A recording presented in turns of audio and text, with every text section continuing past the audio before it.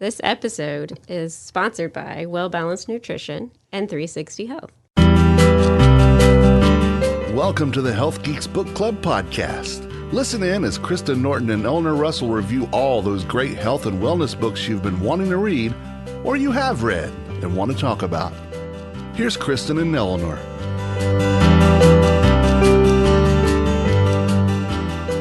Hey everybody, how much water have you drank today? Oh, I've already had about 16 ounces, thank you. I'm Kristen. I'm Eleanor. And today we're talking about Quench. Beat fatigue, drop weight, and heal your body through the new science of optimum hydration. Ooh, that sounds good. I want to read this one. Well, we were really excited about it. Yeah, because everybody's been telling me I'm supposed to drink 8 glasses of water a day, and it says that's not the way. So I was all about reading this. I get this question all the time. How much water should I drink, and what counts as hydration? So I was really interested. But it went a different route that I did not expect it to go. Agree with that one. So let's talk about the authors. Okay, let's do that. All right. Gina Bria is an anthropologist, actually, and she spreads the science of how plants transform liquid water into gel water. She has done a TEDx talk, which actually has been flagged by TEDx because the statements in it have not been proven by science. I think that's what they said in TEDx. Yeah, a little suspicious. And then Dr. Dana Cohen. She has been an integrative medicine practitioner for more than 15 years, and she trained, I don't know if you knew this, she trained under Dr. Robert Adkins. No, I didn't know that. Yeah, and Dr. Ronald L. Hoffman, founder of the Hoffman Center in New York City. Huh. She was also appointed the board of directors of the American College of Advancement of Medicine. So that's good. we have an anthropologist and an integrative medicine doctor. And I don't know how they got together. Do you remember that story? No, I don't. Okay. Well, one of them I think it's Gina Bria. She tells the story of her mom in a nursing home being very dehydrated, wouldn't drink anything. And somehow she came across the idea of putting chia seeds in her orange juice. Mm-hmm. And that drastically improved her health and her symptoms. And it kind of it piqued her interest on hydration and how can we best hydrate ourselves. Yeah. One interesting thing about this book is she goes into the many things we do in our day-to-day lives that are very dehydrating. And they're not surprising when you look into them, but like sugary drinks, processed foods, fried foods, those are all dehydrating. But also traveling a lot and commuting, sitting at our desk all day, and lots of medications can be dehydrating. Mm-hmm. Yeah, and hydration status is important. The reason I think it's important, I don't think they talked about it in here, is your blood volume. You have to keep a certain amount of fluid in your circulatory system so that your heart will pump appropriately. And when you get dehydrated, it compromises your heart. So you have systems in your body, your lungs and your kidneys will help maintain that water balance. Because fluid is found in our bodies, inside the cell, outside the cell, and in these tubes, the vascular system, and in our joint spaces. We have capsules that have synovial fluid, and then around our brain we have some cerebrospinal fluid. So there are compartments that fluid is found in. We can measure it, look at it, describe it, that sort of thing. And so if you're dehydrated, one of those compartments is going to give.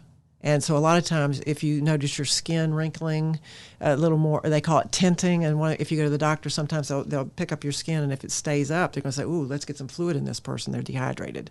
So we can talk more about that, but I had to kind of hope they would start off with that conversation in here as why does your body need water, and why are we exchanging it? Right. And I didn't hear that. No. And I think it's important, too, that we only think about severe dehydration and not mild dehydration that just can cause brain fog, and that And, energy well, and slump hunger. at 3 o'clock. See, if they'd gone over the thirst pathway too, that would have been nice. That What would. causes you to experience thirst? Because you have a satiety center and you have a thirst center up there in the base of your brain, very close together. And sometimes when you're dehydrated, you think you're hungry, Yeah. and then you overeat. And if you just have some water or a fluid, it might have solved your problem. That would have been very interesting. to Yeah, and read about. they didn't give us that foundation for this conversation. They did talk about fascia. Yeah, I kept flipping the pages. Yeah.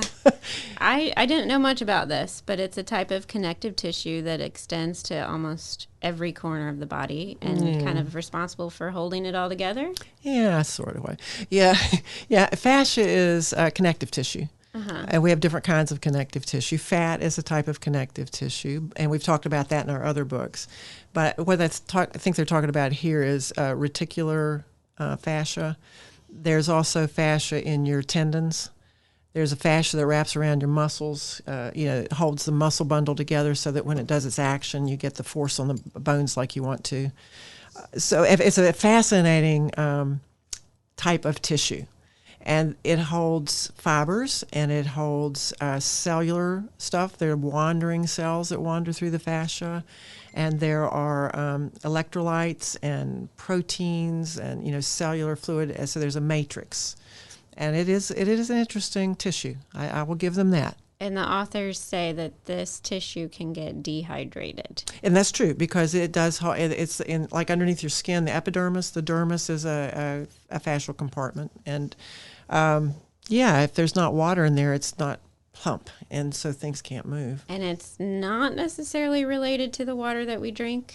Yeah, it is, because when you drink water into your GI system, let's say you take that 16-ounce glug, all right, that's a lot of fluid to bring in, so you could be hypervolemic, not hypovolemic, have too much fluid, and so your pressure sensors and things are going to pick up on that and say, ooh, we need to get rid of this because we're over our optimal fluid level. So let's pee it out. And that's why a lot of people say, don't make me drink all this water. I'll be in the bathroom all day. Well, that's because your kidneys are saying it's extra fluid. Let's get it out of here. We don't want to compromise your heart. But some of the fluid is going to come out of, be absorbed across that mucosal membrane of your gut. And it's going to find its way into the interstitial space, which is a fascial compartment, and then it's going to flow into the blood vascular system, all based on solute concentrations and differentials across these membranes that drive the pressures and move fluids around. It's really, really interesting stuff. What a great explanation. Well, what I found interesting is that she was saying that it can get dehydrated from like sitting too long or poor posture or not enough stretching. Well, yeah, and if you think about compression on tissues, if you're sitting, you've got the whole weight of your upper torso on your buttocks, right? Mm-hmm. And those tissues are compressed, so they're not, when you're standing, there's going to be more, less pressure to allow things to be in there. Yeah, so you're compressing areas. So when the authors talk about hydration, part of it is, how long are you sitting during the day? Are you getting up and moving? I mean, she takes you through really simple like neck stretches to open up that the fascia compartments to get in water. I think that's good, and we know that moving your body is good for a lot of other reasons too, right? Exactly. And poor posture. So like even like with sitting at the desk, but even when we eat, I think of if we're hunched over, right, we're squishing our gut and making that volume is being compressed. Yeah. So that's a good point that they bring up, to stretch more, to get up and move around, and to watch your posture. So yeah, well, not what I expected. Yeah, and back on the fascia thing, just one other thing they suggest in here, and I call it a suggestion, is that it conducts water. The fascia conducts water. To me, that means it moves from point A to point B with some sort of intention. Conduction is usually a flow, and I don't get that. There's some sort of suggestion that there are tubular fibers in there, and I haven't seen anything in my experience that says the fibers, collagen, the type 1 through 7, are tubular. They're interesting. fibular, so things could drain along them. Maybe I could see that happening, but I can't see it as a. I'd have to see a lot more about that. I didn't like that chapter on fascia. That's all I'm going to say. Because of those things that you just didn't sit well with you. Yeah, based on your experience, just my experience. Yeah, and maybe I don't have enough experience, and I'm open if things change, because we have talked about some books that are presenting new information, and this could be presenting some new information, but I just don't have the confidence yet in what they're saying about that. Well, and you're not alone, because this is new, but not a lot of people are picking this information up, and I think that's a telling sign that the scientific industry is not necessarily on board with this thinking.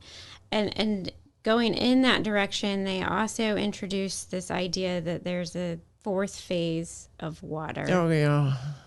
Well, how about that? We know there's ice, which would be solid, and we know there's vapor, right, which is a gas, and then we know there's the water we drink, which is the liquid. And I do know from my ecology studies that water at 4 degrees centigrade is the densest form of water, and it's not ice. And this is good for the planet Earth, because zero temperature water is solid and it floats.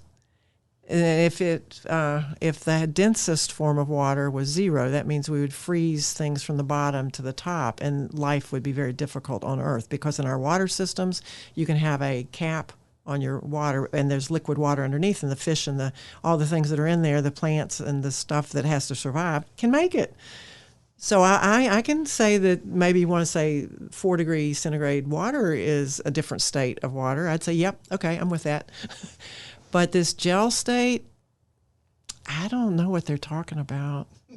Yeah, it's hard to... I mean, if they're talking about a colloid, if they're talking about osmotic pressures, and they're talking about the cytoplasm, it's water with stuff suspended in it, like an emulsion would be. So yeah, it's going to be different than clear or distilled water. Exactly. Of course. Well, and I was reading something that said, yeah, they're calling this new water H3O. Mm-hmm. And that's not water. Why are you calling it water? It's something totally different. Yeah. And what are those bonds where's that hydrogen bonding in those angles? It's really interesting. Yeah. So we had a hard time with that topic. However, I will say that, they go into this gelled style water and how it's in our food. Well, I'm all for that. I'm not going to argue that point, because I like chia seeds, and I've seen them suck up water and make a little, shell thing and gooey. Yeah, like a fish egg. Exactly. So they talk about chia seeds and like aloe vera and how those are like a gel, and that's really hydrating. And when we get more fruits and vegetables and seeds, we're getting fiber, and that helps our body absorb the water. Yeah, and it may be a little slower releasing, which they talk about, and I will go with that, yes, because it's in a gel state with the suspended materials in it. But yeah, it's going to maybe be a slower releasing than a chug of clear water. Right. It has my to be thought digested. was, like, with the chia seeds, they're naturally holding water anyway. So if you put them in your liquids, you're just essentially drinking more water through the seed, right, once you digest it. That's the way I see it. So maybe that's the reason it's more hydrating, rather than it being this different type of water. So, but anyway, the whole concept is eat foods that are hydrating. And I like that. I like that too. I like that. I can get on board with that, right? Hydration is just one of the many reasons we want to be eating more plants. So while I don't know about all the other statements made on the new phase of water, I really can't argue that eating more plants are going to help you feel better and hydrate your body and fight disease. And I also can't argue that focusing on drinking more water and eating healthy are going to fight fatigue. Well, I'll go back on the more water thing. I remember when I was doing some teaching, and we had a renal physiologist talk to our students about kidney function, and all the students were in the classroom chugging these big things of water, and he was walking around going, "You don't need to do that. You just why are you doing that? Your body's going to maintain a fluid level.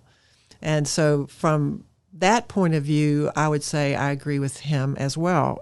Bringing more water in more water is going to go out if you have the appropriate amount. You're going to replace what you blow off water in your water vapor from your breath, and you pee it out and you sweat.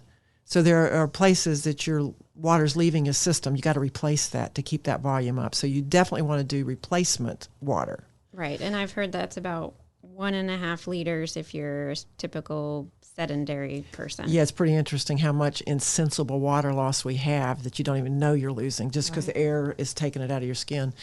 The idea, though, of exchange of water, more, like if you're drinking 16 ounces every 2 hours, which would be what you'd have to do to maybe get that quantity in a body.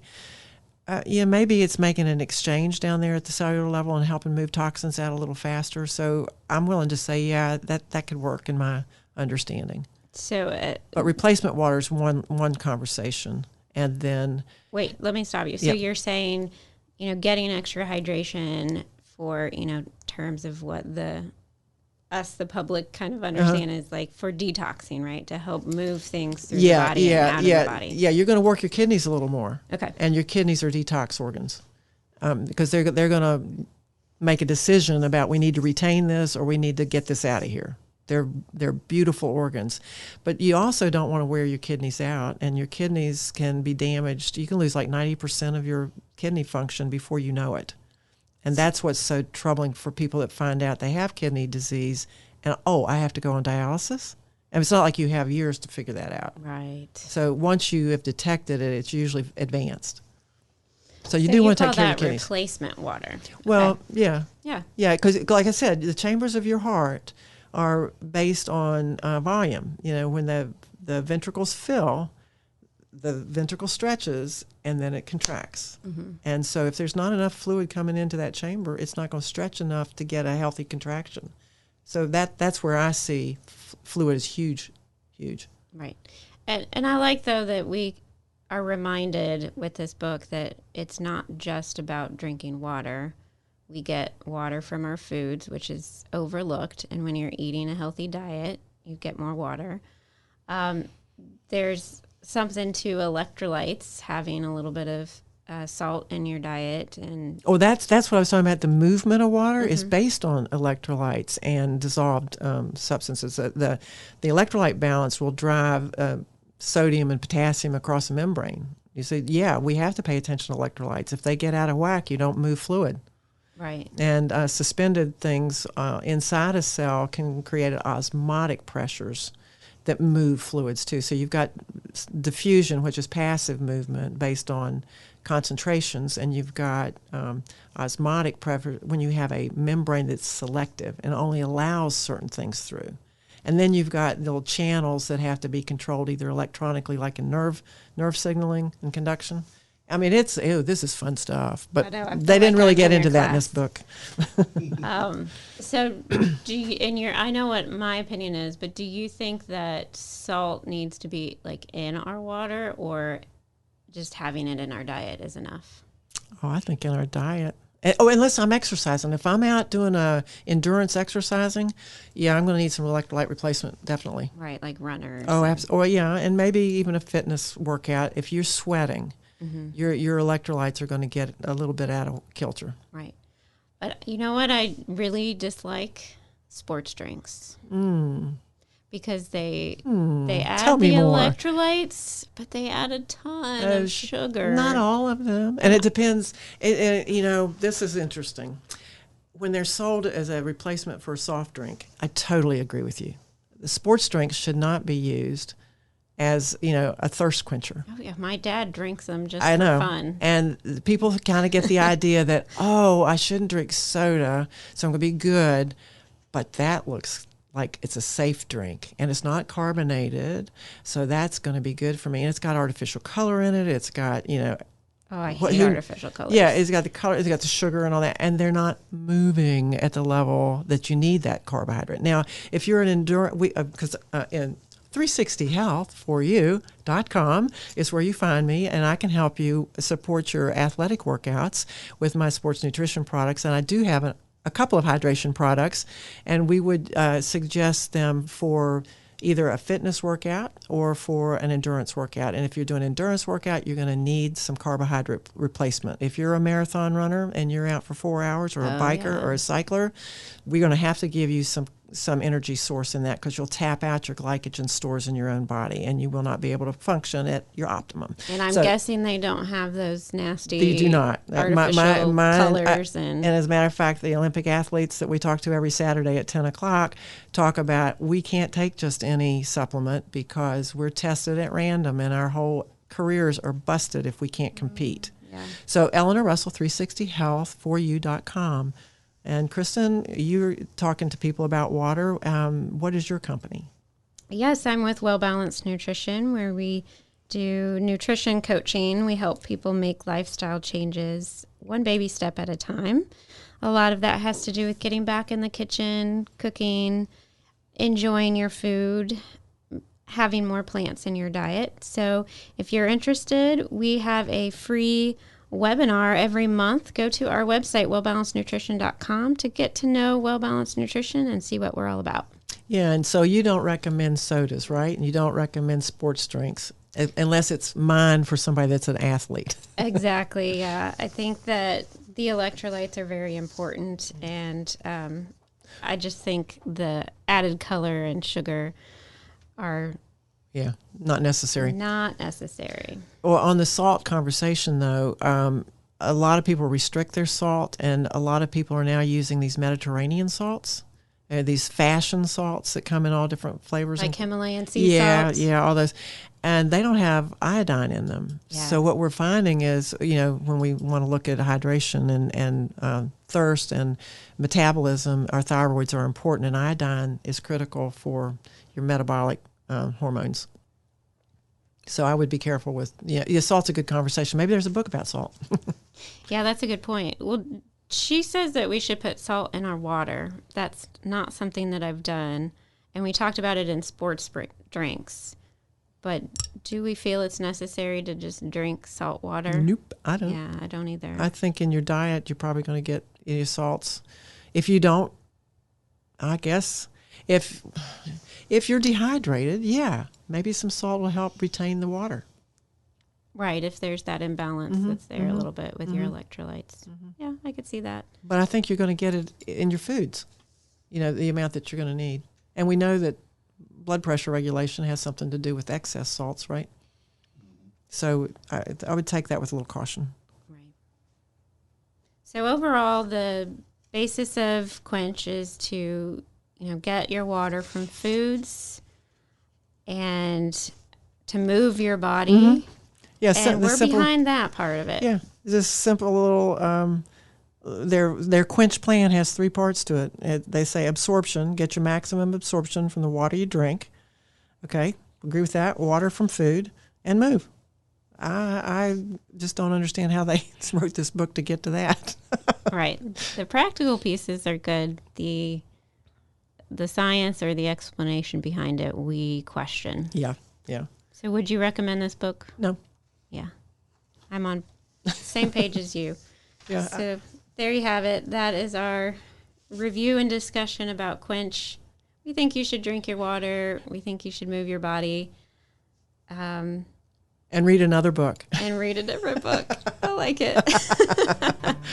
And I will say that out of respect for the authors, that I have great respect for somebody who puts himself out and publishes a book and writes a book and does the hard work of that, because that's not an easy task. So kudos for them for doing it, and I will stay tuned to see if I change my attitude about this gel water and easy water that they're presenting as a new idea for me. Fair enough. Thanks for listening.